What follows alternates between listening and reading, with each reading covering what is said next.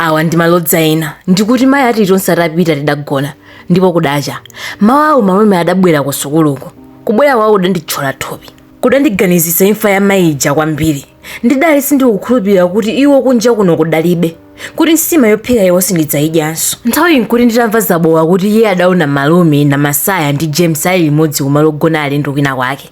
Poyamba nditamva izi sindidazigwiritse ntchito koma kubwera kwa malume wa pa nthawi yoti moyo wa mwana udali wakayakaya ndidayamba kuopa kuti ndono ndimazengereza kupita kukawalonjera malumewo.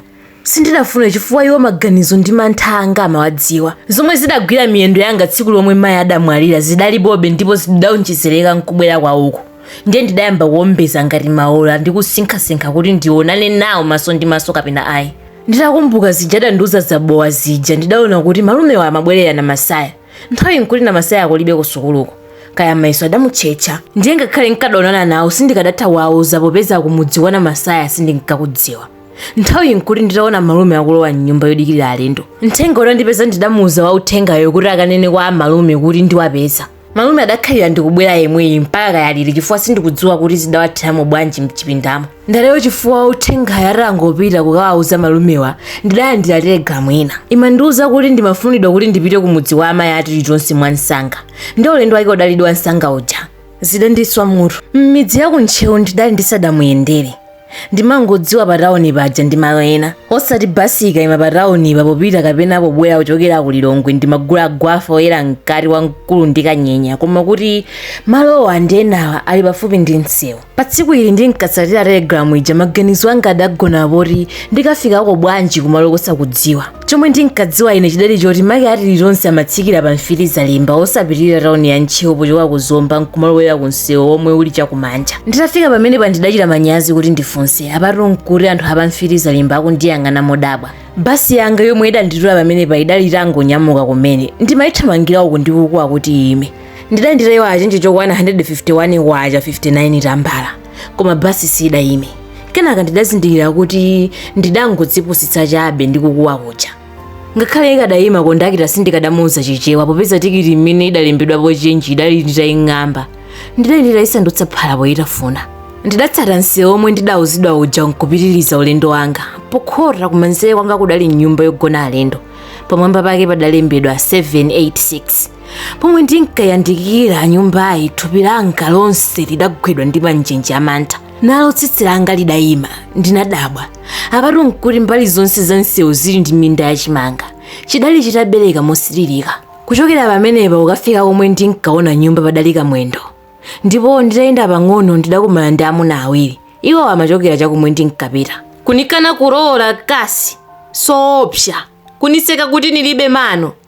Adaliro munthu oyamba modandaula akulavulani chifukwa amafuna kudziwa kuti chifukwa chiyani simunakwatire pa nthawi imwe mudali ndi mano. Adaliro munthu wachiwiri niye kundicha mfiti kundicha so chiziru zadziwa kuti chiziru chili ndi mwini wache. Adafunsa oyamba uja. Kenaka anthu adandiyang'ana kunena zoona anthu adaloopsa m'maonekedwe awo ndipo adali ndi mipeni. Ndidaonanso kuti mzikwama zawo mudali zida zaupandu. Wachiwiri kuyankhula uja adamuyang'ana nzake adati pitiriza usaope anthu oyenda okha ngati njoka. Sudziwa kuti njoka imaopa kugulira mwana chitumbuwa. Inetu ndi olira nikonza kupa mundu kaya ni njoka kaya ni mnyamata wamva koma iwe sukopa anthu awiri akubwera mbuyo mwa mnyamatayu. Anthu awiri omwe ankabwera mbuyo mwanga adali amuna onse adavala zipewa za milaza. Olira uja sadamuyankhe nzakeyo ndikudziwa nkhani yolola ija idamukhudza. Kwa ine ndidaona kuti awa adali malodza nanga kuyenda ndekha nkulakwa. Nkhani yololayi idandiganizisa Hilbert. Nthawi yomweyo murumu mudabwera chithunzi cha abusawa ndimawaona atakhala pa mpando wa ndalema ukakuganiza zofuna ukalalikira kutchalichi tsiku la Sabata. Masomo ndimaonanso mandala awo ndi baibulo zili pa tebulo pambalipa monga mmene anandiuzira mayi alilonse. Mmene ndinkayandikira ku midzi imene ndinkayiona patsogolo panga sikuti ndimaona baibulo ayi ndimaganiza kuti ndikafika iwo andiombera ndi mafunso. Uja adaononga mwana wanga si uyu wafika. Ndidaona kuti lidali pa mndandanda wa malonje akuluwa.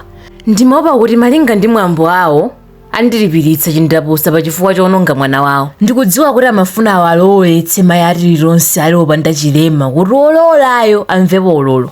ndi maphunziro omwe mwana wawo yankaphunzira ndiye tisanene. Musaganize kuti akuluwa ndidali ndisanawawonzekere. Nditangolandira telegramu ndidaganiza kuti nkhani imene sikalephera kutchulidwa. Ndidatenga ndalama kuti zikakhale mfuti yanga. Koma nthawi yomweyo maganizo olowola adamwazikamo mmuromo.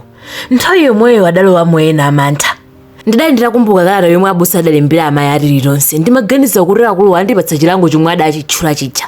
Suja adali bwenzi lawo.